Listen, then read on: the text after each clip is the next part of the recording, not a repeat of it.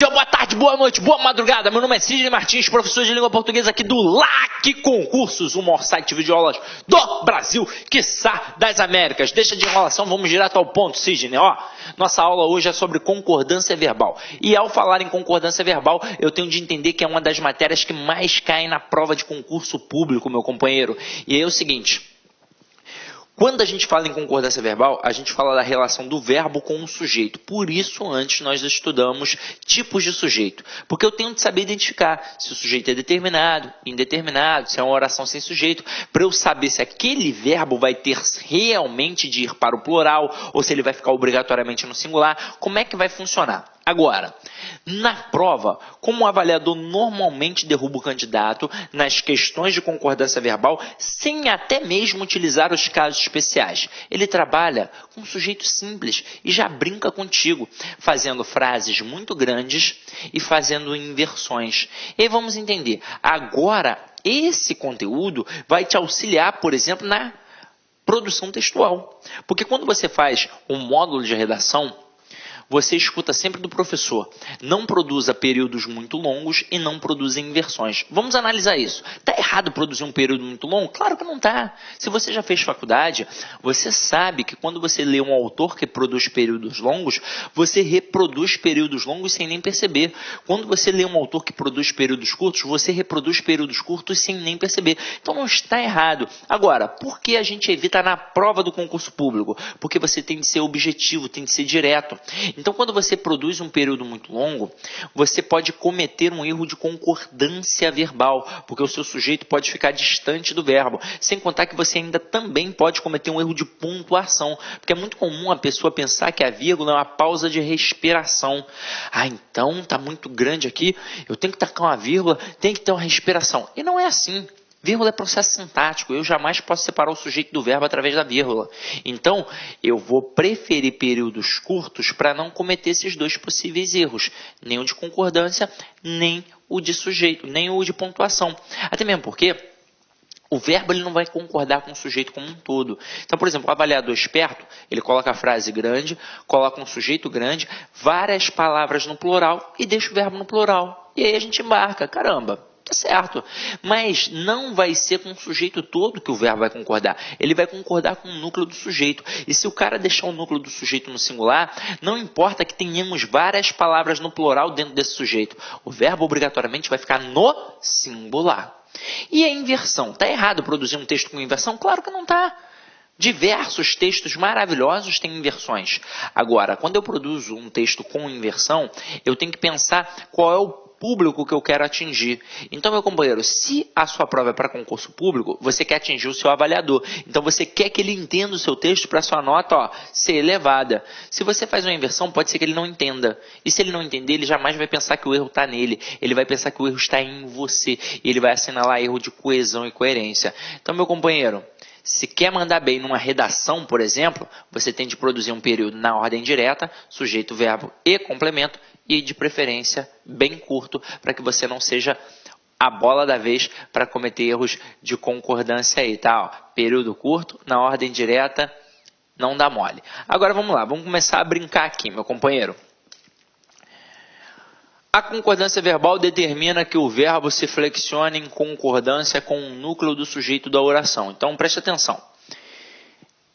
Se o sujeito estiver no singular, o verbo fica no singular. Se o sujeito estiver no plural, aí o verbo fica no plural. E não o contrário, entenderam? Então, você vai primeiro procurar o verbo para perguntar a ele quem é o sujeito. Como o sujeito se apresentar é a forma em que o verbo também vai se apresentar, tá? Agora, para a gente poder trabalhar essas pegadinhas que eu acabei de falar aqui agora, preste atenção na primeira frase que eu vou colocar aqui, ó. O uso de drogas e bebidas atrapalham os alunos.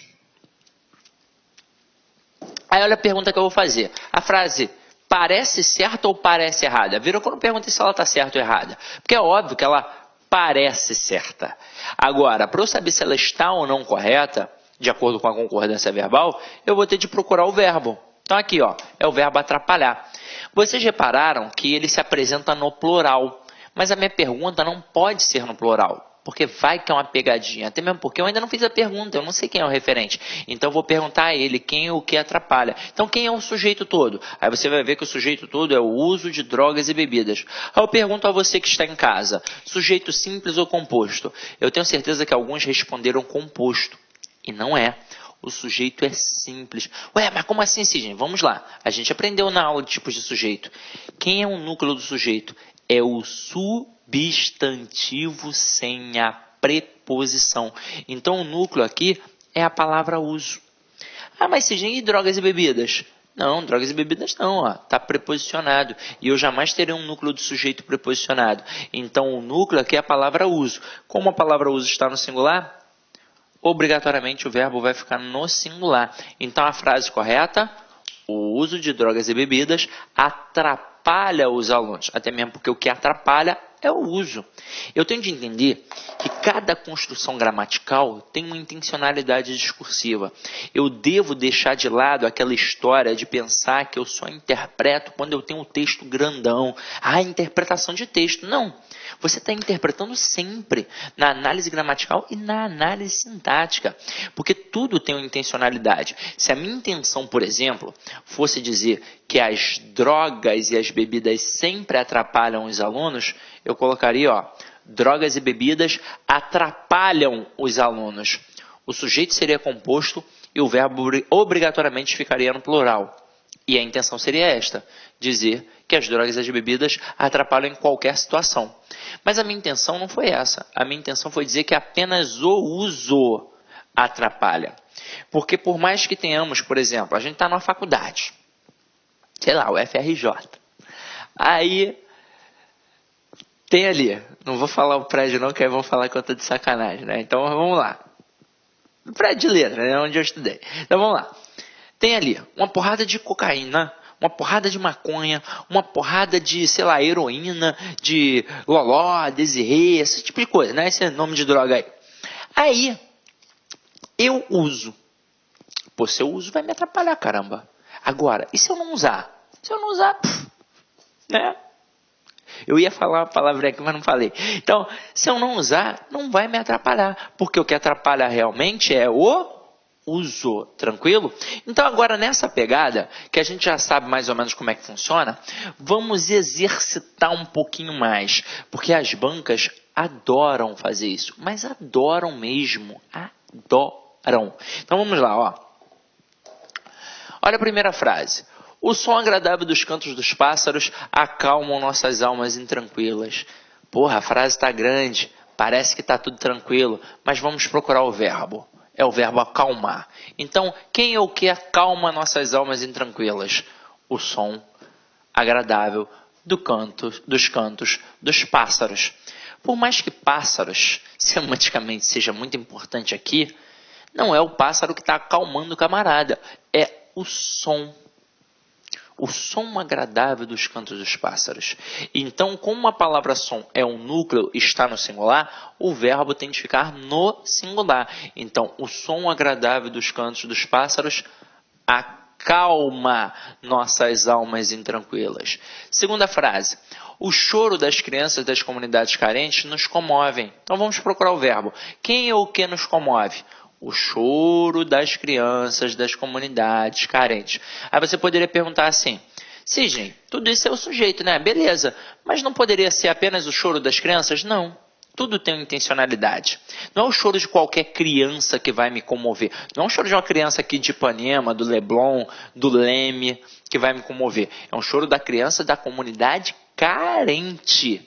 Beleza? Então vamos lá. Então aqui, o que realmente vai funcionar como um núcleo do sujeito? É a palavra crianças? Não, porque está preposicionada. É a palavra choro. Então, como o núcleo do sujeito está no singular, o verbo também tem de ficar no singular. Até mesmo porque o que realmente comove é o choro. Então, o choro das crianças das comunidades carentes nos comove. Tranquilo? Olha a próxima. E a próxima é uma inversão. Olha que interessante. Vinha de algum lugar indefinido aqueles viajantes. Na hora que qualquer falante comum da língua portuguesa inicia uma frase, uma sentença com um verbo, é muito natural que ele deixe o verbo no singular. Por quê? Porque não apareceu o referente ainda. E aí, se a frase fica grande e ele ainda entende o que foi dito, caramba, para ele está certo. Só que é o seguinte, para eu descobrir se a frase está correta de acordo com a concordância verbal, eu acho o verbo e pergunto a ele quem é o sujeito. Quem vinha? Aí ele vai me responder, aqueles viajantes. Tudo isso é o sujeito. Agora, quem é o núcleo do sujeito? Sempre o substantivo, sempre a posição. Então, o núcleo aqui é a palavra viajante. Como o núcleo do sujeito está no plural, o verbo tem de ficar no plural. Então, vinham de algum lugar indefinido aqueles viajantes, ok? Agora, olha a próxima. Ocorreu mudanças significativas durante o processo eleitoral. Por que isso acontece? Vamos lá. É muito comum que o aluno, ao estudar tipos de sujeito, por exemplo, sozinho, ele confunda o processo do verbo haver. Aí ele olha lá na gramática. O verbo haver, no sentido de existir, ocorrer e acontecer, caracteriza oração sem sujeito. Aí o aluno, opa, então isso daí tudo é oração sem sujeito. E não é. Apenas o verbo haver, no sentido de existir, ocorrer e acontecer, é um verbo impessoal. Então ele sim caracteriza uma oração sem sujeito, ele sim obrigatoriamente fica no singular. Mas se eu utilizar o existir, o ocorrer e o acontecer, eles são verbos pessoais. Então, o elemento ao qual eles estão fazendo referência vai funcionar como sujeito. Então, este verbo vai concordar com o seu sujeito, com o seu referente. Então, aqui, o que ocorreu? Mudanças significativas. Então, o núcleo está no plural. Então, não posso botar ocorreu. Eu tenho de colocar ocorreram mudanças significativas durante o processo eleitoral. Ok? Agora, olha a próxima. O homem humilde tem certas necessidades que as pessoas abastadas não têm. Olha só que parada bacana. A gente estudou isso na aula de acentuação gráfica. Verbos ter e vir, eles marcam a pluralização na língua portuguesa utilizando o acento circunflexo. Então, quando você está fazendo uma questão de concordância verbal e aparece o verbo ter ou o verbo vir, você tem de ficar muito ligado. Geralmente é o verbo ter que aparece na maioria das vezes. E aí você vai ficar atento para saber se tem de ficar no singular ou no plural. Porque a pronúncia, a prosódia é a mesma sempre. Eu vou dizer: o homem humilde tem certas necessidades que as pessoas abastadas não têm. Caramba, vai ser sempre assim a pronúncia. O verbo ter, no singular e no plural, tem a mesma grafia e a mesma pronúncia. Mas eu tenho de ficar esperto para olhar quem é o seu referente. Na primeira, o homem humilde tem. Quem é que tem? O homem é humilde. Quem é o núcleo? O homem. Está no singular, o verbo fica no singular. Mas aí depois continuando. Que as pessoas abastadas não têm. Quem é que não tem aqui agora? As pessoas abastadas. Quem é o núcleo? Pessoas. Está no plural, o verbo tem de ficar no plural. E eu não posso deixar um verbo no plural igual um verbo no singular. O que eu vou fazer? Eu vou marcar com acento circunflexo. Então eu vou colocar aqui o acento circunflexo para mostrar que o verbo está no plural. Assim como aprendemos lá na aula de acentuação gráfica. Agora aqui, as crianças da cidade grande se mantêm alheias a tudo. Poxa, parece tudo corretinho. Que verbo a gente usou ali agora? O verbo manter, que é derivado do verbo ter. Então, o processo é similar. Só que agora é o seguinte, o mantém aqui apareceu com acento. Mas o que eu disse? Quem marca a pluralização na língua portuguesa é o acento circunflexo e não o acento agudo. Ali tem um acento obrigatório por uma das regras principais de acentuação gráfica. Afinal de contas, mantém é um oxítona terminada em AM, então tem de ter o acento. Mas como foi o acento agudo, é singular. Até mesmo porque, para eu colocar no plural, eu tenho que colocar o acento circunflexo. Se eu tivesse colocado a criança da cidade grande se mantém, ok, certinho, porque acento agudo é só um pauzinho, é singular. Mas a partir do momento que eu tenho de colocar no plural, eu vou colocar o acento circunflexo, que são 2 pauzinhos, e aí marco o plural. Tranquilo? Então, a pronúncia é a mesma. O que diferenciou? O acento circunflexo para marcar a pluralização. Então, essa parte a gente já eliminou. A dica que eu te dou é ficar sempre ligado. Está fazendo uma questão de concordância verbal, meu companheiro? Você tem de ficar atento no verbo. Fique atento ao verbo. Essa é a verdade. Então, vamos continuar agora a nossa brincadeira com os casos especiais. Vamos lá. A gente vai começar estudando agora o sujeito composto. Então, quando a gente tem um sujeito composto após o verbo, o plural, né, o verbo irá para o plural ou concordará com o núcleo mais próximo. Vamos entender como é que isso funciona. Existem duas possibilidades. Existe a possibilidade de escrever colocando na ordem direta, primeiro o sujeito composto, depois o verbo. E existe também a possibilidade de você fazer uma inversão, colocando o verbo primeiro e depois o sujeito composto. Quando você começar pela ordem direta, colocando primeiro o sujeito composto e depois o verbo, então, ó, antes aparece o sujeito composto. Para depois aparecer o verbo, você está trabalhando uma ordem natural.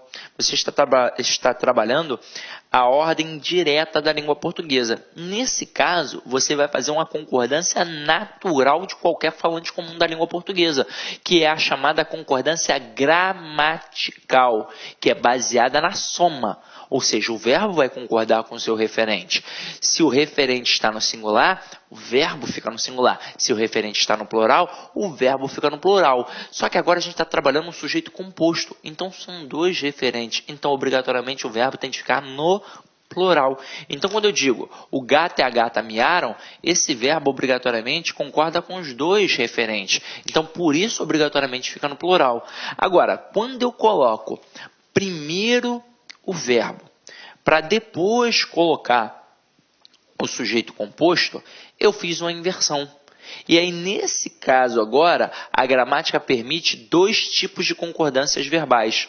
Permite a concordância gramatical, em que o verbo ainda assim vai concordar com os dois elementos, ou então permite uma concordância atrativa, em que o verbo concorda automaticamente com o elemento mais próximo, independentemente de como ele se apresenta. Então, eu posso dizer, miaram o gato e a gata, e miou o gato e a gata. É óbvio que na hora que eu digo miaram o gato e a gata, o verbo está concordando com os dois elementos. É uma concordância gramatical, por isso fica no plural. Agora, quando eu digo miou o gato e a gata, o verbo agora só concorda com o elemento mais próximo. Vão perguntar esta interpretação para vocês? Não, não vão.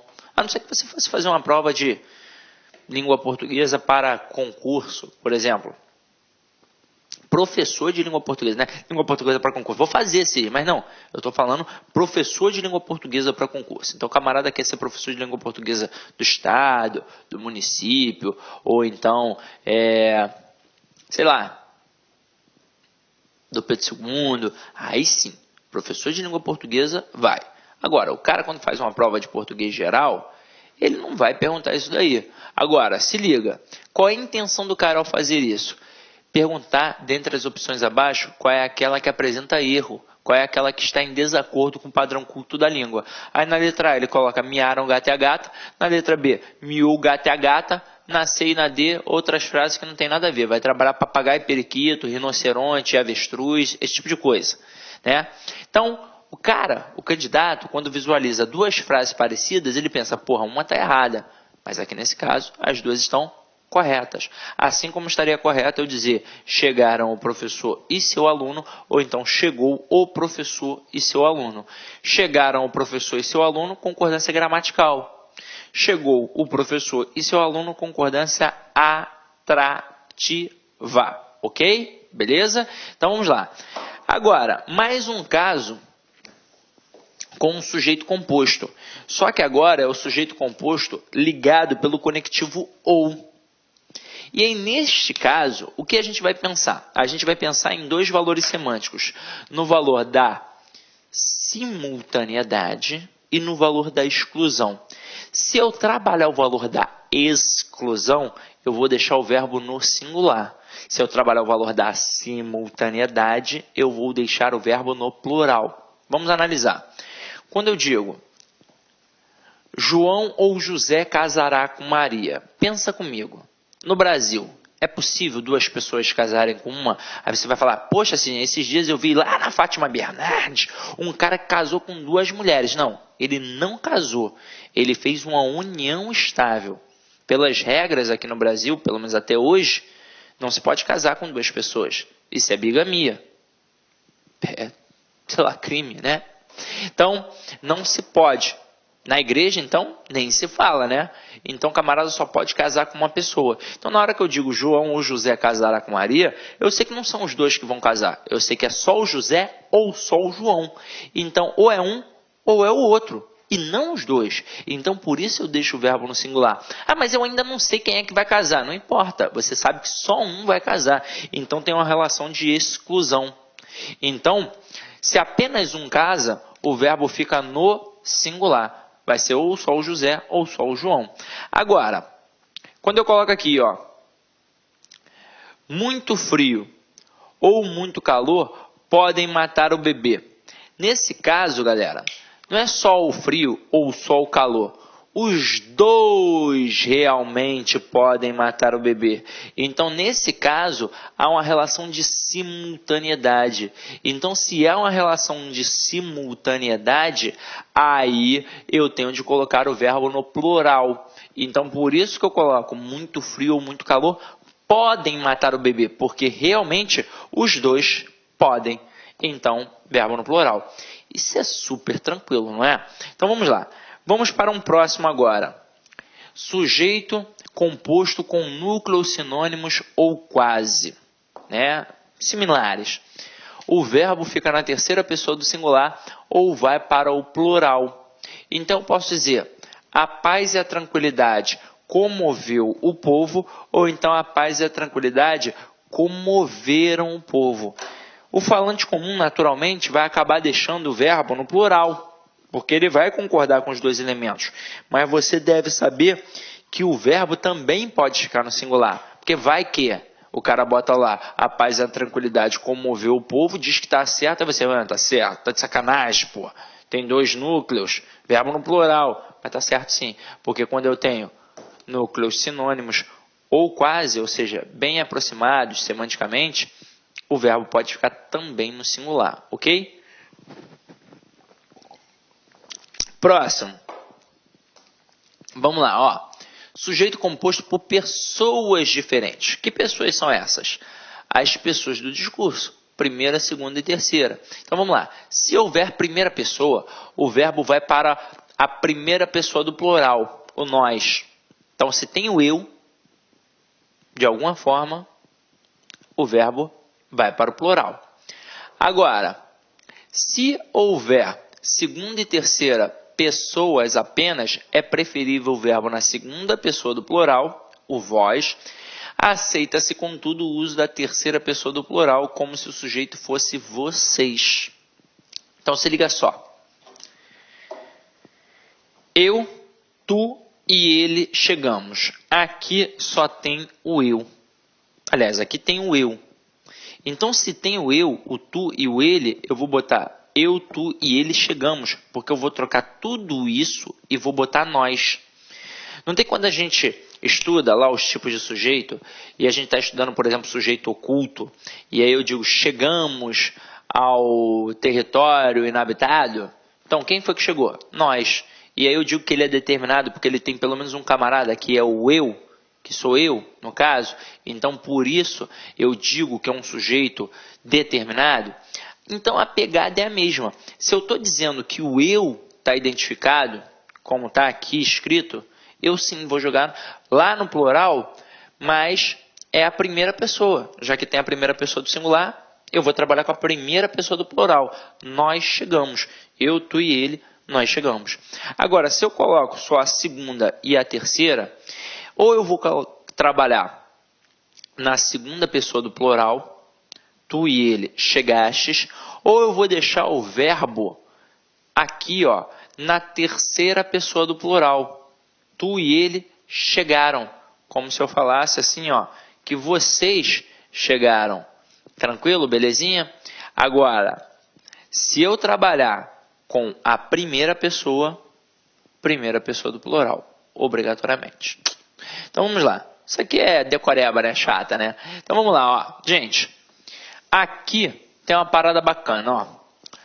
Núcleo coletivo seguido de especificação. Normalmente na escola a gente aprende expressão partitiva, né? O verbo pode concordar com o núcleo coletivo ou com a especificação. Seria a chamada concordância facultativa. Mas vamos entender isso, ó. Um grupo de estudantes se aproximou e um grupo de estudantes se aproximaram. Aqui está o verbo. Né? O verbo com o pronome. Aqui está o verbo. Verbo aproximar-se. Então vamos pensar. Frase 1. E frase 2.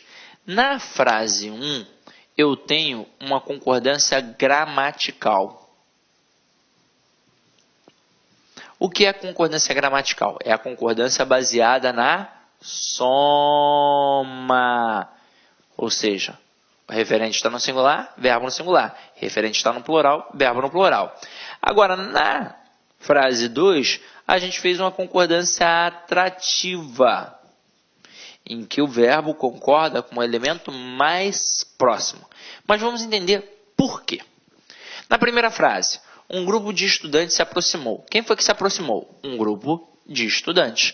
Então, tudo isso é o meu sujeito. Agora, quem é o núcleo do sujeito? Grupo.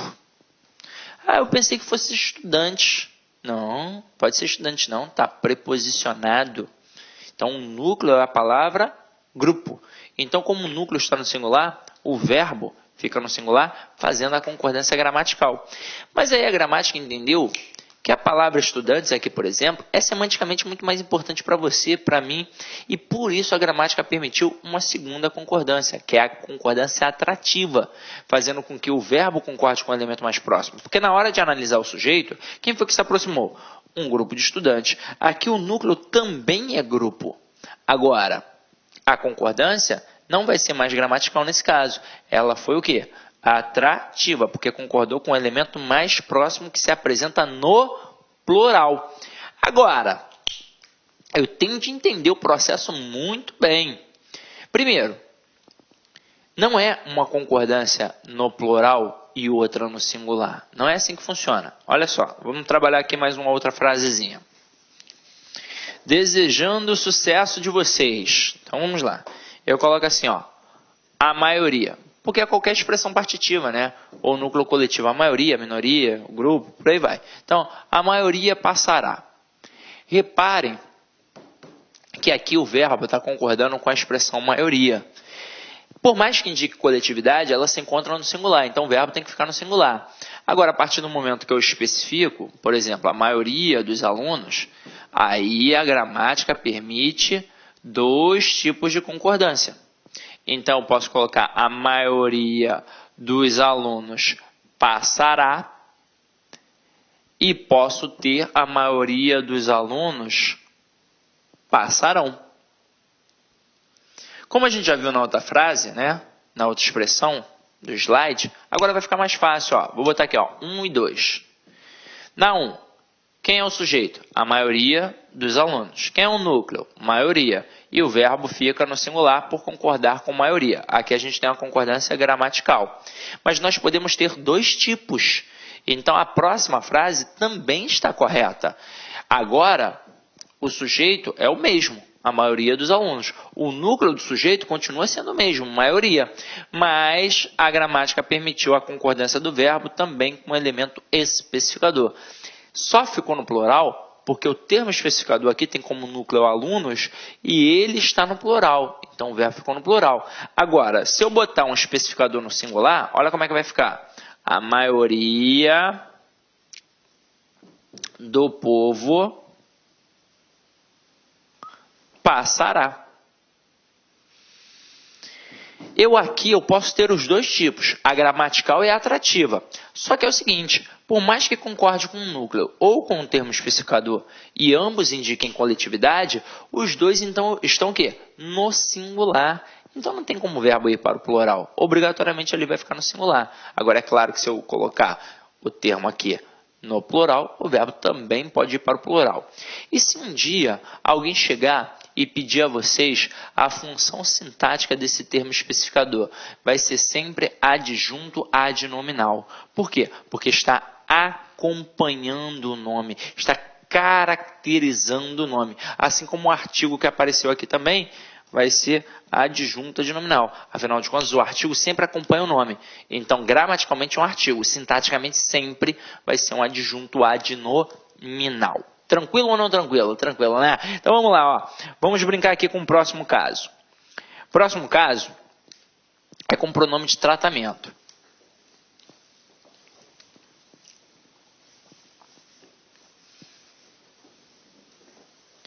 Então, o verbo se mantém na terceira pessoa do singular, meu companheiro. Se liga só.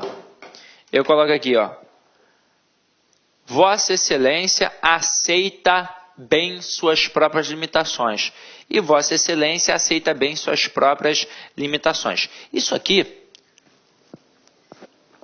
não é difícil para a questão da concordância verbal. Mas é importante, de repente, entender para a questão de redação oficial. Olá, meus amigos, minhas amigas. E aí, você está gostando aí dessa aula do professor Sidney Martins? Você quer baixar esse material de apoio? Rapaz, aqui você pode baixar esse material de apoio gratuitamente aqui no Lá Concurso. Basta você clicar aqui embaixo e você aí fazer o download desse magnífico material do professor Sidney Martins. Agora, se você quer continuar assistindo o restante dessa videoaula, aliás, se você quer, além de assistir o restante dessa videoaula, você quer fazer o curso completaço de Língua Portuguesa 2017 com o professor Sidney Martins, são 25 aulas, 25 videoaulas bastante objetivas, incluindo teoria e exercícios, por 21 horas e 17 minutos de videoaulas, 60 dias de acesso, sabe qual que é o investimento? R$ 70, o melhor custo-benefício é aqui no LAC Concursos, tá certo, galera? Então, espero vocês aqui no LAC Concursos com o professor e amigo e parceiro Sidney Martins. Clique lá.